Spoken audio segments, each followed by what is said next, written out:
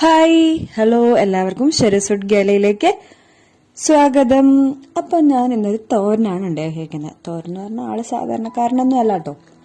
Micro Green's, അതായത് നമ്മുടെ ചെറിയ പയർവർഗ്ഗങ്ങളെല്ലാം ഇട്ട് മുളപ്പിച്ച് കുഞ്ഞ് ഇലയാ മതി ഈ പരുവാകുമ്പോൾ അത് മുറിച്ച് അത് അരിഞ്ഞ് തോരൻ വെച്ചതാണ് കേട്ടോ.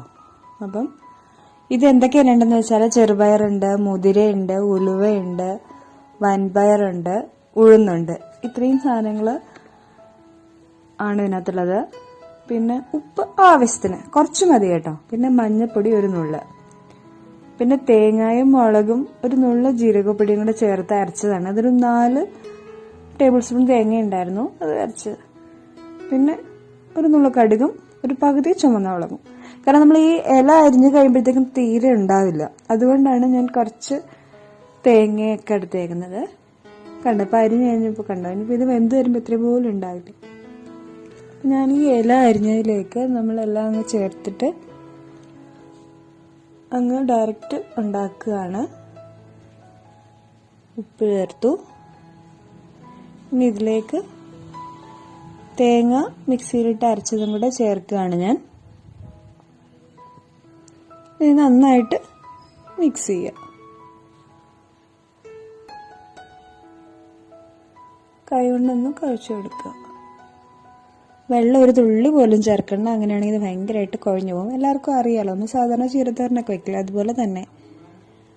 ഇപ്പോൾ ഒരു പാത്രത്തിൽ നമ്മൾ ഈ എല്ലാം ജസ്റ്റ് ഒരു പിടി വെച്ചിട്ട് നമ്മൾ ഇട്ട് കഴിഞ്ഞാൽ ഇത് നമുക്ക് മുളച്ച് കിട്ടും. അപ്പം നമുക്ക് ഭയങ്കര ഹെൽത്തി ആയിട്ടുള്ള സാധനമാണ്. അതിനകത്ത് അൺഹെൽത്തി ആയിട്ടൊന്നും നമ്മൾ ചേർക്കണില്ല ഇല്ലേ. അപ്പം ഇത് നമുക്ക് ഹെൽത്ത് മാത്രം ഉദ്ദേശം ഉണ്ടാക്കിയൊരു സാധനമാണ് കേട്ടോ ഇത്, നമ്മുടെ നല്ല ഹെൽത്ത് വരാൻ വേണ്ടിയിട്ട്.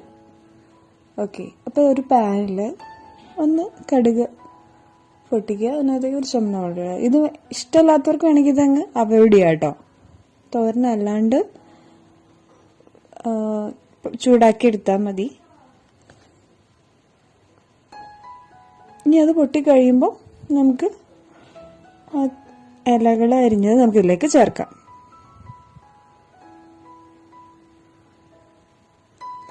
മൈക്രോഗ്രീൻസിൻ്റെ ഗുണങ്ങൾ നിങ്ങൾക്ക് എല്ലാവർക്കും അറിയാമല്ലോ.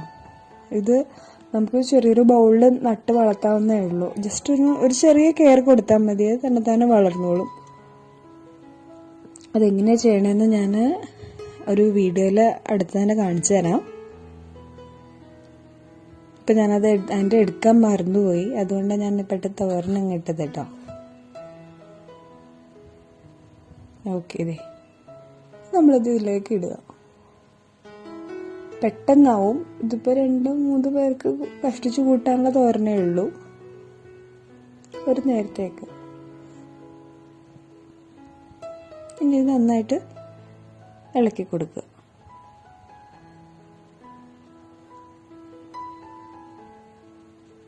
ഒരു 5 മിനിറ്റ്.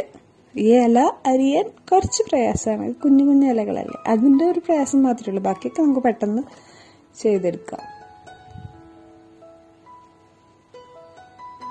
തേങ്ങയെല്ലാം നന്നായിട്ട് ചേർത്തിട്ടാകുന്നതുകൊണ്ട് നമുക്ക് അതിൻ്റെ കൂടെ ഗുണം കിട്ടും.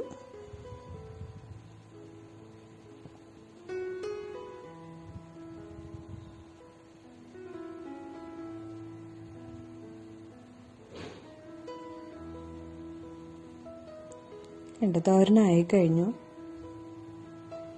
കണ്ടില്ലേ. നമ്മൾ തോരൻ റെഡിയായി. 5 മിനിറ്റ് അത്രേ ആവശ്യം വന്നുള്ളൂ.